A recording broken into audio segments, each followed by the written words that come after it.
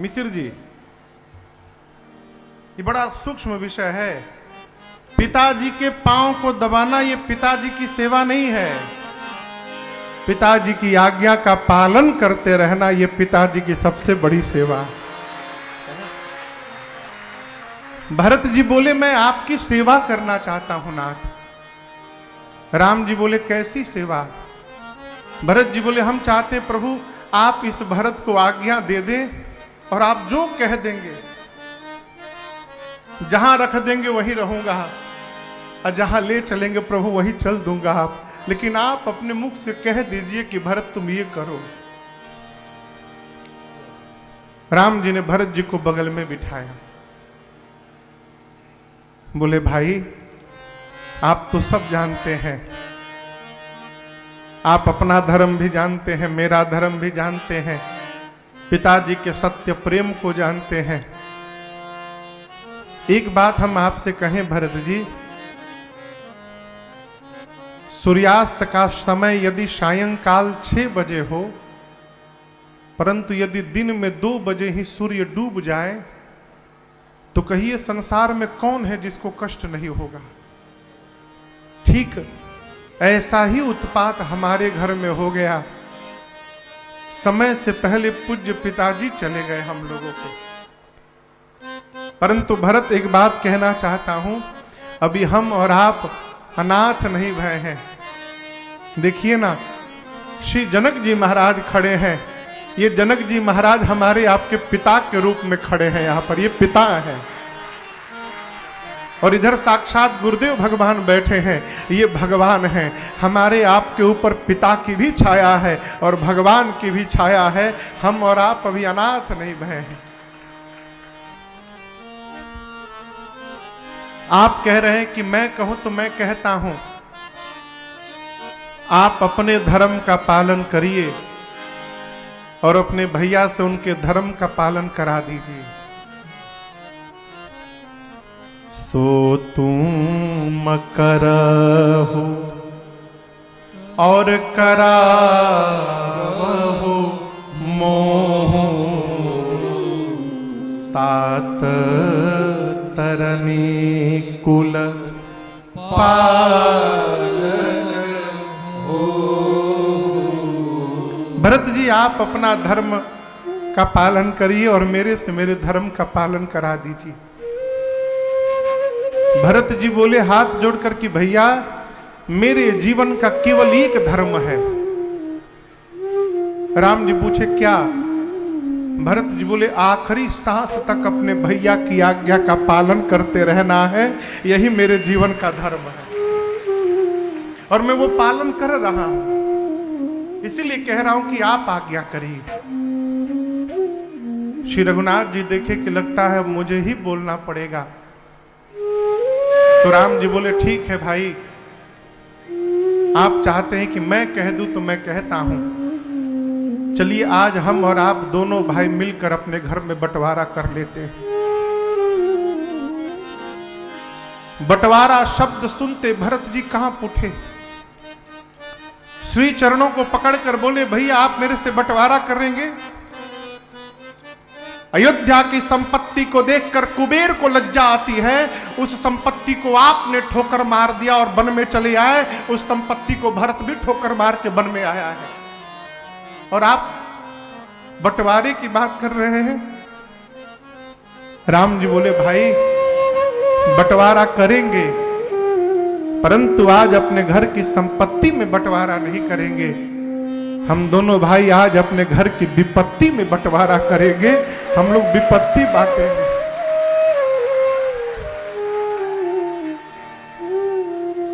इस बात को जीवन भर याद रखिएगा।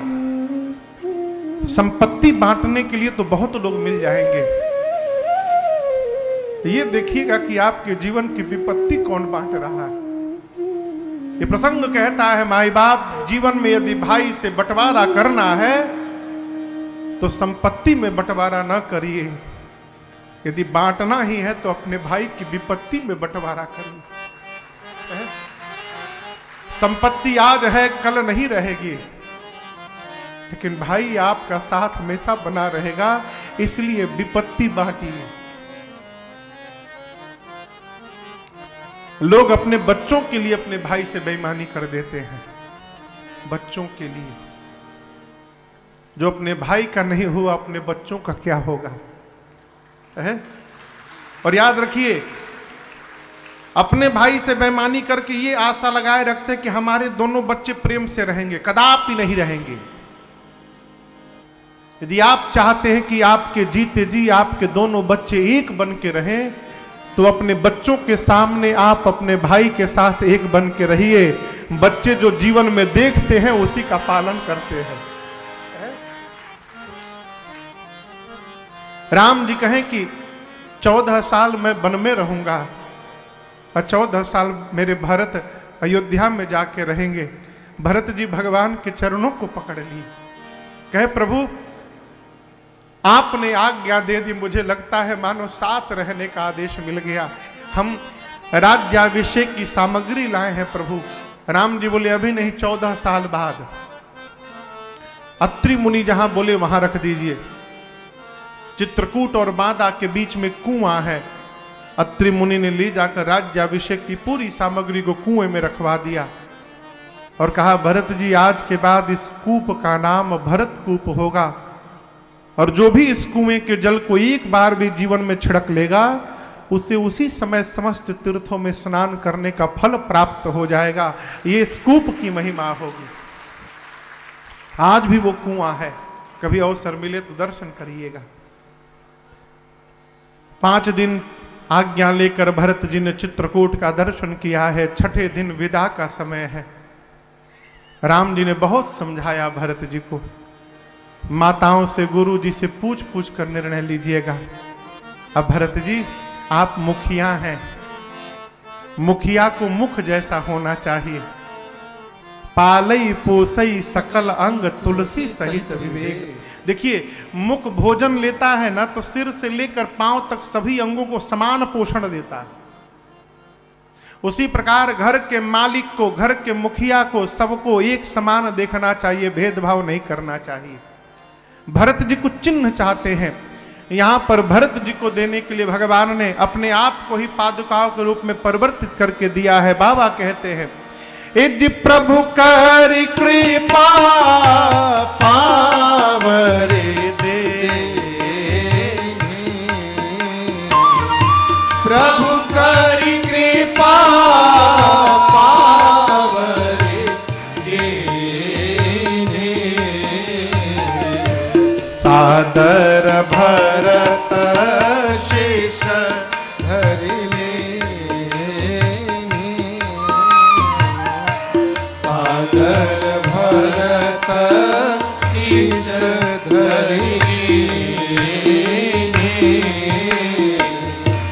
चरण पीठ करुणा निधान के, चरण पीठ करुणा निधान के, जनु जुग जामिक प्रजा प्राण के, जनु जुग जामिक प्रजा प्राण के, भरत मुदित अवलंब लहे ते, भरत मुदित अवलंब लहे ते, अस सुख जस सिया राम रहे ते, अस सुख जस सिया राम रहे ते, अस सुख जस सिया राम रहे ते। प्रभु ने भरत जी को पादुकाओं को दिया। भरत भैया ने पादुकाओं को सिर पे धारण कर लिया। उनको ऐसा प्रतीत हुआ मानो पादुकाओं के साथ स्वयं श्री सीताराम जी ही उनके साथ श्रीधाम अयोध्या वापस जा रहे हो। भरत भैया इस भाव में उतर गए। यहाँ हमारे आपके मध्य श्री अवधूत मंडल आश्रम हरिद्वार के पीठाधीश्वर महामंडलेश्वर श्री श्री 1008 परम पूज्य स्वामी डॉक्टर संतोष आनंद देव जी महाराज का आगमन हुआ है।